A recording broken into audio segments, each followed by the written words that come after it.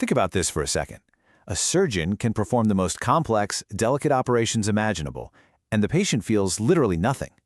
It seems like magic, but it's not. It's modern medicine. And today, we're going to pull back the curtain on the amazing science that makes it all possible: anesthesia. But to really get how incredible this is, we have to take a quick trip back in time. And fair warning, it's pretty grim. Before the 1840s, surgery wasn't a calculated procedure. It was a nightmare, a conscious, brutal ordeal. You were wide awake for all of it. The best you could hope for was maybe a slug of whiskey and a lever strap to bite on. That was it. That was the reality. And then, everything changed, all thanks to this one idea: anesthesia. The name itself kind of gives the whole story away, right? It's from the Greek words for without sensation. But it's so much more than just being knocked out. It's a really specific, controlled state. You've got amnesia, so you don't remember a thing. You've got analgesia, which means there's zero pain. And, of course, loss of consciousness. It's like a complete, but totally reversible shutdown of your awareness. All right, so you might think it's just one thing, but it's not. It's actually more like a whole menu of options. The anesthesiologist's job is to pick the perfect plan, just for you and your surgery. And this gives you a great visual of that menu. Look, you've got your main categories up top. You've got local for something super specific like a single tooth. Then there's regional for a whole area, maybe your entire arm. And then there's the big one, general, which affects your whole body. And you can see how each one branches out into even more specialized options. So let's break down the two main approaches. Think of it like this. General anesthesia is like turning the volume down on the entire symphony of your body. Everything goes quiet, you're completely unconscious. But local and regional? That's way more targeted. It's like muting just the violins, while the rest of the orchestra keeps playing. So sensation is blocked in one specific area, and you can totally be awake for the procedure. Okay, but before a single drug is chosen, there is a super important safety check. A really thorough look at you, the patient. They go through your entire history, what meds you're on, how your heart and lungs are doing, all of it. And this isn't just ticking boxes. It's all about making sure the plan is tailor-made to be as safe as it can possibly be, just for you. All right, let's zoom in on general anesthesia.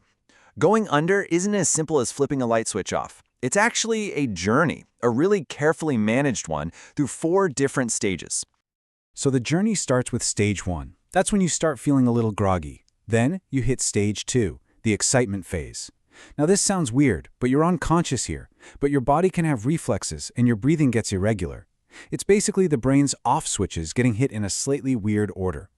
The goal is to move through this stage as quickly and smoothly as possible to get to the sweet spot, stage 3. This is surgical anesthesia. Muscles are relaxed, breathing is steady. This is exactly where they want you. The whole job of the anesthesiologist is to keep you right there in stage 3 and to make absolutely sure you never ever get near stage 4. That's the danger zone, where everything, including breathing, stops. And this table here gives you a peek behind the curtain at what the team is watching like a hawk. Just look at the breathing. It goes from deep to irregular and then settles into that shallow, regular rhythm. And check out the muscle tone. It goes from normal to tense and then to totally relaxed, which is exactly what the surgeon needs. Every single one of these signs is a clue that tells the team exactly where you are on that 4-stage journey. Okay, so we've covered the what, but what about the how? I mean, how do these drugs actually flip the off switch in our bodies? Let's get into the science of it. Let's start with the local stuff. Imagine your nerves are like highways, and pain signals are cars speeding towards your brain. Well, a local anesthetic is like setting up a temporary roadblock. What it actually does is it blocks these tiny little gates on your nerve cells. They're called sodium channels. Without those gates opening, the electrical signal, that car, just can't get through. No signal, no pain message. Simple as that. General anesthetics, on the other hand, are a whole different ballgame. They don't just block one road. They basically tell the entire city, your brain's central command, to just take a nap. They work by boosting the brain's own calm down signals. So all the communication between your neurons just slows way, way down. And it's this massive slowdown of the whole central nervous system that gives you that magic combination. No memory, no pain, and no consciousness. Of course, going under is only half the story. Waking up is just as important. The recovery is managed just as carefully, and this is where we need to talk about the risks and what's next for this incredible science. So, what's the dream? Well, researchers are on a constant quest for the perfect anesthetic. Think of this as the ultimate wish list. They want drugs that put you under faster and let you wake up quicker and clearer.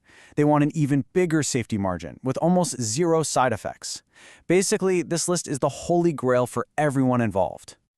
And yeah, we have to talk about risks. Now, let's be clear. Modern anesthesia is incredibly safe, but it's not totally risk-free. You've got minor things like feeling sick or having a sore throat, which are pretty common and they pass. But the big stuff, major complications, are extremely rare. And that's really a testament to all those pre-op checks and the constant second-by-second monitoring we were talking about. When you step back and think about it, it's just amazing. Anesthesia took surgery from being a terrifying ordeal to a safe, painless procedure. It completely changed the game. It broke down a barrier, surgical pain, that people thought was impossible to overcome. So that leaves us with one last really cool question. What's next?